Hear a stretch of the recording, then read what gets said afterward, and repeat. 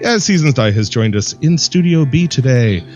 We've got Sean, our vocalist. Hey. We've got Matt, our guitarist. How's it going?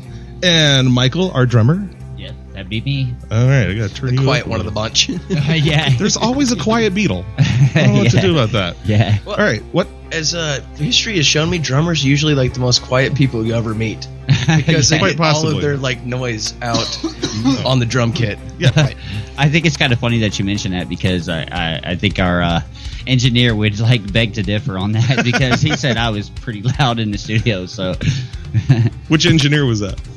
that was actually Chris at the Music Garage. Oh, Wodak. Mad props. I just met him last Yeah. week. He's a great he's an guy. awesome He guy. does a lot of Yeah. excellent work for us. Uh-huh. Excellent. Great producer. All right, Yeah. so that song was Nothing, and as I said, they're joining us here in Studio B. This is Indie Etude Podcast show number 150 something. We'll get the number later. We'll dub that back in where it should be. All right, amateur. One thing you forgot it. Everything else laid out. Got a checklist. We're good. Forgot what number I'm on. Great. So guys, start off. Tell us the formation of the band, the genesis. You've been together for 6 years now. 7 years now? We've been together. Wow. We've been together for a while. Originally, I guess how we started. Me and Matt, we met through MySpace way back in the day. MySpace. Long We time ago. started. Now notice the band Graveyard. When that was popular. Right, Yeah, It's like a exactly. ghost town. Yeah, for sure. We hooked up and we've just been doing it ever since, really. And then we went through some different drummers and met this guy. Yeah. And actually, how I came into play as the drummer is actually Sean and I met through a band that he and I used to play in just before ASD was.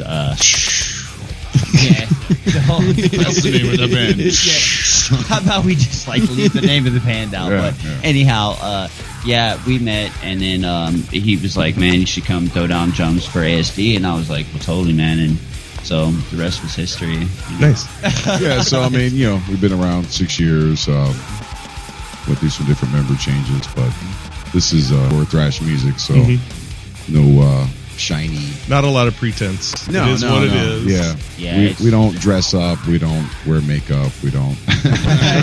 We don't do any of that. I just read Paul Stanley's book, so Yeah, it's just all of a we sudden- like them for sure. Yeah, for sure. yeah. Well, I mean, and you can definitely tell, like, within the members of the band that we all have our, like, what we bring to the table. I mean, like, with me, as far as my influences, I'm really into Megadeth and Sepultura, and that's kind of what I Old bring school to the thrash, nice. yeah. Right, like, I love thrash. I mean, that's what Roots I grew up on. thrash. Yeah, like Yeah. stuff like Megadeth and Testament and Exodus and stuff Right. like that, and But- that's what I try to bring. Yeah, and then we're real into a lot of the new hardcore, and Matt's even into a lot of black metal. So if you know about Yeah, that. yeah. Yeah.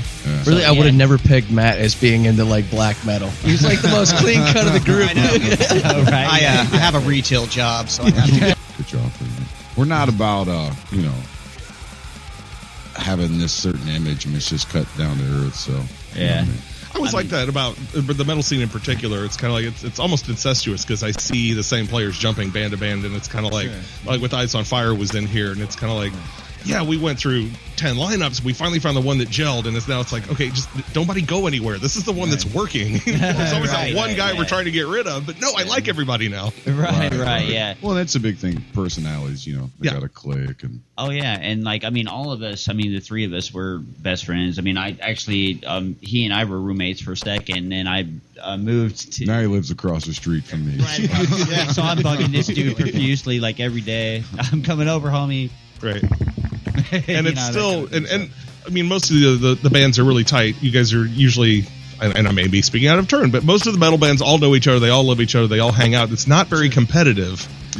Right. in as much as that you're supporting each other still. Yeah, yeah. I mean, I don't No want to. big band feuds. No, I Not wouldn't- with us. I wouldn't say that. I love everybody. I mean, I think I don't mean to sound cocky, but I think we're in a league of our own. I don't think there's anybody doing anything like us here Right. in Indianapolis. Right. Not currently. Back in the day, sure. But Oh yeah. Like a lot of the Emerson bands Theater here comes to mind. sometimes might have an ego. Or, Right. kind of, we're big rock stars, but Wait, what do you we mean? want to light? play with them too. We'll open up for them, so you know what I mean. It's all right, good. right. Yeah. Don't burn a bridge. No, Right, definitely right. not. Yeah, Definitely yeah. not.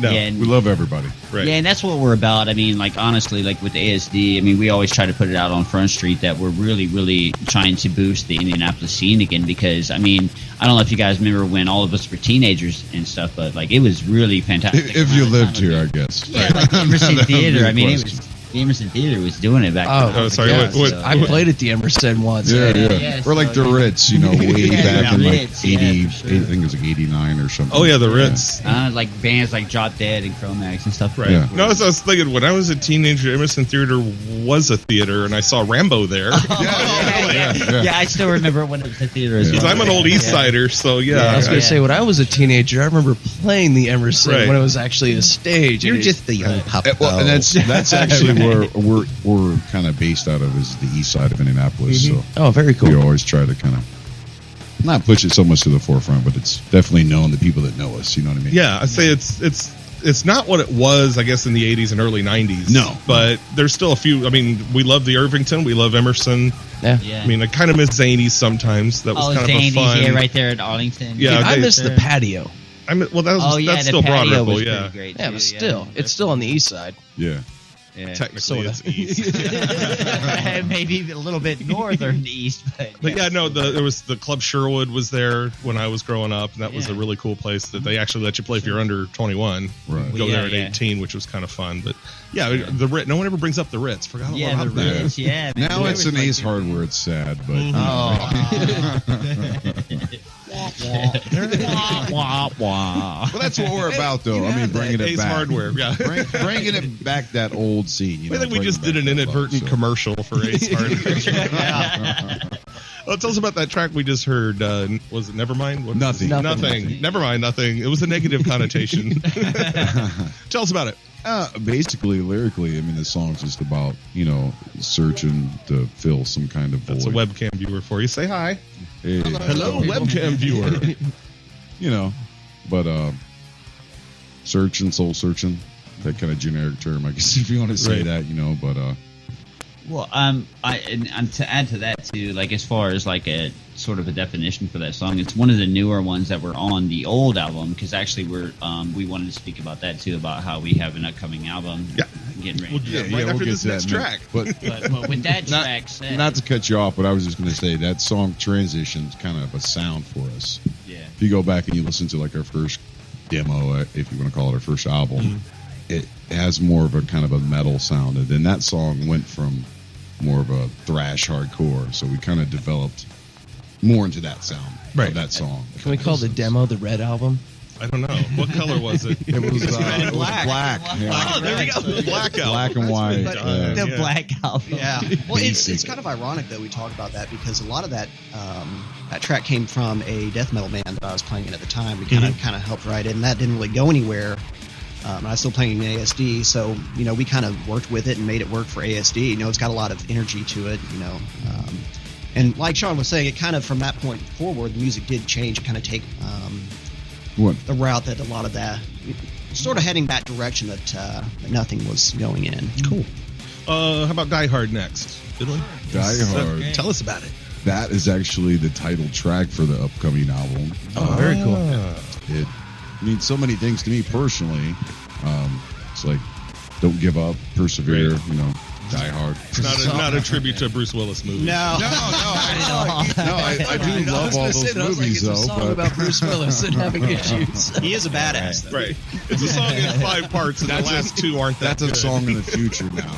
Yeah, for idea. sure. Yeah. Do the sequel, Die Hard with a Vengeance. Good day. Yeah, the sequel. Yeah. It is Die my, Hard- Die my Hard favorite 2. track, too, on the Is it? album so far. Very It is cool. my favorite one. Yeah. Well, let's play it. Die Hard with ASD. Listen to In Tune Radio.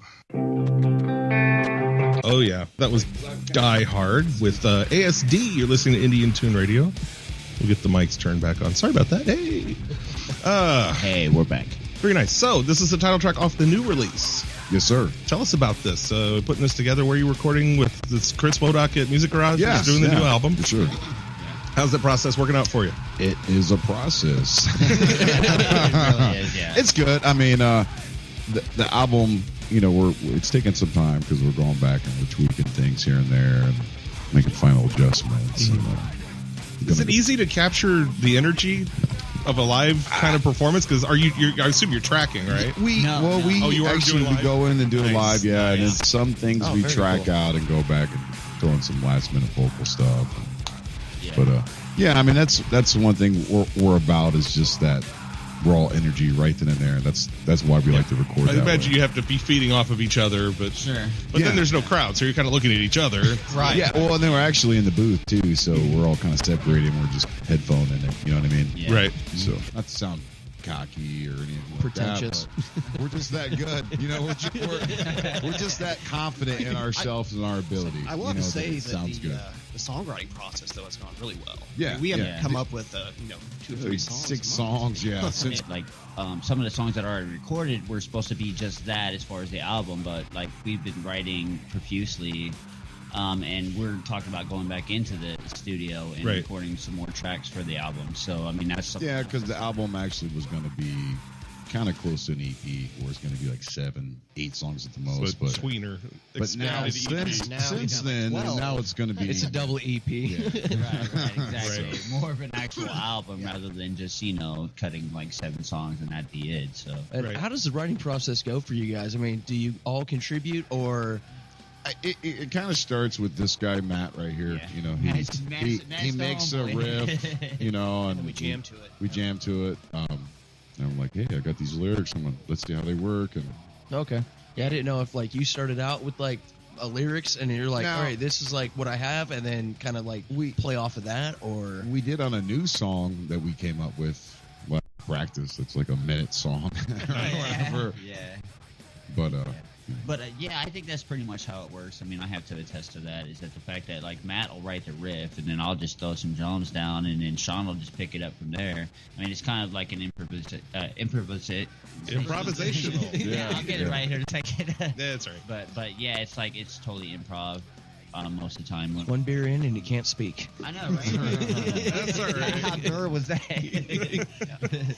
So is there a lot of room to play and grow the songs, or are they pretty much set and you stick with it? Or well, that first initial time, I think, yeah, it's kind of like a rough draft, and then each time it gets a little better. We usually add more. But that's to it. always kind of the core of the song. So they pretty much stick to that too. when you go live, do you get to vamp, or you ever just start? Do you get a really great riff when you're playing live, and you just walk with it, or you it's a set show? Yeah, for you? we're playing our usually a set songs. show.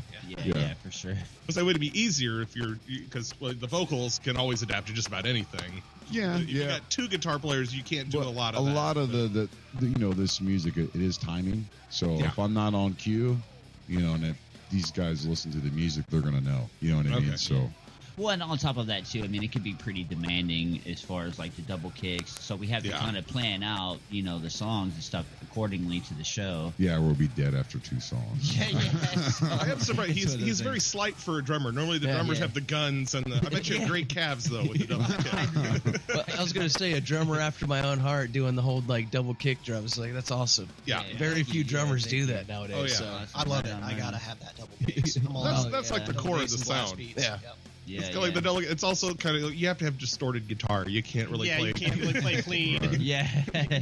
Not a lot of room. Well, I mean, it's funny that you mentioned that because actually we were in discussions about having an instrumental, like a kind of a smooth little, Smooth jazz. ballad kind of song on the album, and it was like You should do a Barry White song. Yeah, I'm telling you. So Yeah.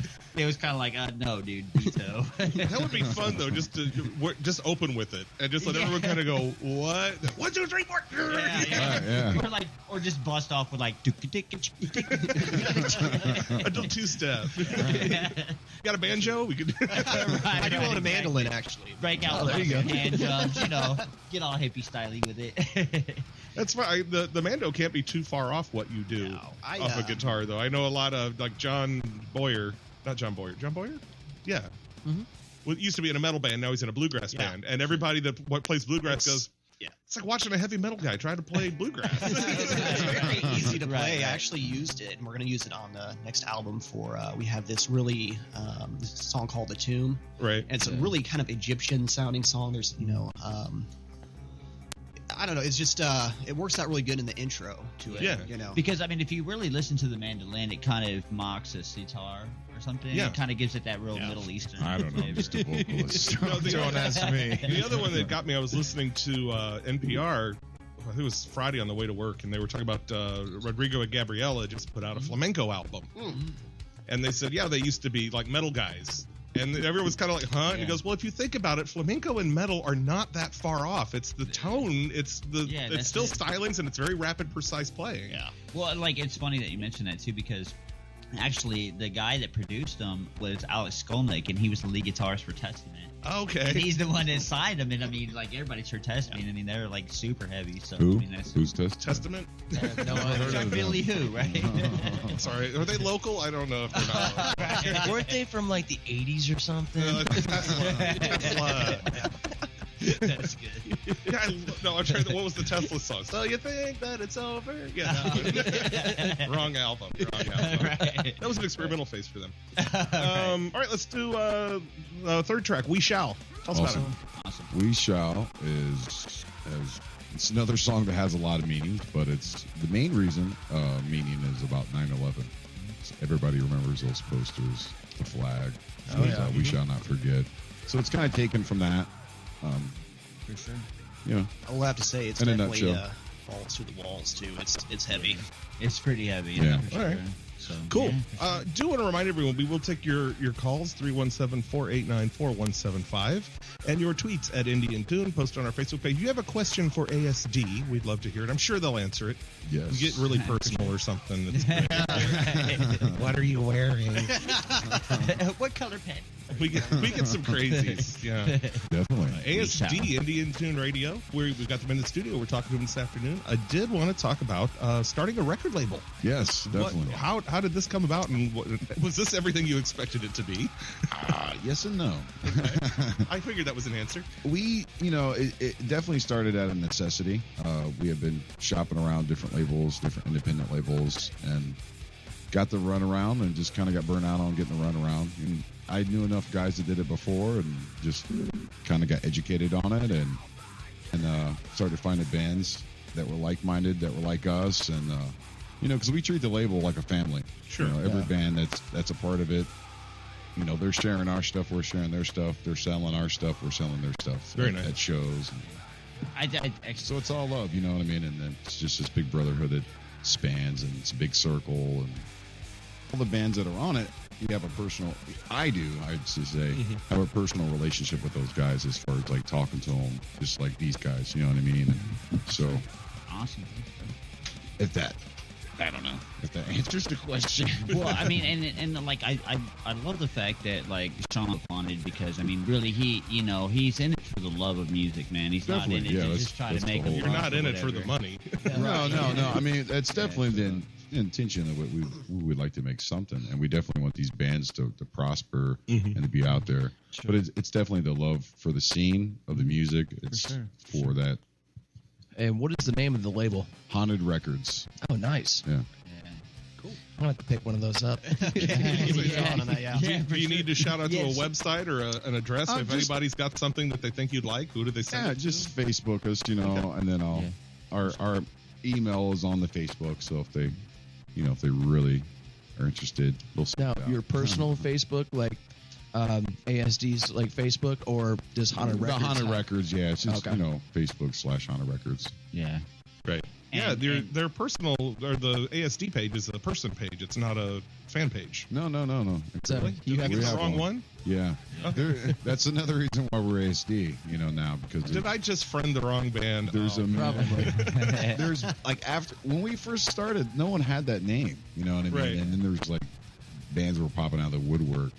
So And it's not really a metal name. It can be if you think about it. see we don't. Now, if you ask Matt that question, he'd probably say different. But I never consider us a metal band. Okay. I consider us to be a thrash hardcore band. So within that scene, I'm over 40. It's all metal. Motley Crue was metal when I was growing up. right? But within that scene, there's certain The subgenres Yeah, and the there's- clicks and right. and that ASD, it has that And I Right. think that punch. When I think when I actually joined the band, that's when it became a different entity altogether. Because actually, before I joined the band, the drummer that they had previously before that was more into like blast beats and just really doing a lot of that kind of metal scene. He was into like bands like Suicide Silence and stuff like that, and I was more into, like I said, more of the hardcore scene. I was into like Sepultura and stuff, so I kind of brought that like. Not that Power Sepultura is group, hardcore because they're not. But. Well, no, but I mean, I was listening to stuff like Pantera. You get. But I was listening to stuff like Pantera. You gotta rep it right. So anyhow, so I came in and we just kind of threw a little more power groove onto it rather than just constantly doing blast beats. And that's why it works. That's why it works. Yeah. Right. Well, I think the audience is largely the same. I don't think I only listen to hardcore. I don't listen to death. Right. I mean, from my perspective, doing the label, I love all facets of just anything rock related. I mean, I even like a lot of hip hop too. So, Sure. I'm all over the place. But Who's your hoodlums? yeah, that's a side. Sorry, I had to like advertisement. It's funny because sometimes within the scene, you'll find people that are like, "Oh man, I'm only into punk rock," or "Oh man, I'm only into metal." And we try to fuse all that. You know what I mean? We try to kind of like, hey, this is hardcore thrash. I don't care if you don't like this, you're going to like it. That's the thing. I'm only into punk rock, but I guarantee you every punk rock person gets Motorhead. Oh, yeah, definitely. Which is the perfect bridge between punk and metal. Yeah, for sure. Misfits too, Yeah. There's a whole lot. I mean, you could say that. It's like I always said, I don't like country. But yet, 5 minutes Johnny later, Cash. 5 minutes later, Johnny Waylon Cash. Jennings came Johnny on, Cash, and I love Waylon Jennings, and that. So for there's sure. eras of stuff I like. But, It's like last night talking to the bass player that played for Vintage Blue last night at Birdie's. Well, depending on when this comes out, but since we're live, last night. He was asking me, so what kind of music do you listen to? And I was like, everything. It's just like, it's all across the board for me. It's like, I like folk, I like acoustic. You can I like find something rock. you like in just about any type of music. Absolutely. That's a real music fan will go. It's not my thing, but I appreciate the tone of that guitar. I appreciate what that drummer just did. And that's one thing with the label with Haunted that it every band is different. Even though we're all kind of in this kind of sub genre, but you'll have one band that's death metal, you'll have one band that's thrash, or one band that's hardcore, or punk rock. And we're even some hip hop and even a little bit of acoustic kind of acoustic. stuff, like I don't know what you want to call it, but like bass and swim. different stuff. But Haunted Records then becomes a brand, and so you can actually follow Haunted Records. Get this certain quality and this certain style. Right. For sure, yeah. And it's all different, so I don't feel like you bought one and you know everything about this label. So Right. There's a neat blend with that. Yeah. Let's go into our fourth and final track of the evening. Would we say 1965? That sounds good. Yeah. That's not like the White Zombie one, right? No, that song is actually a song. It's about Sylvia Likens. If anybody knows that story from 1965.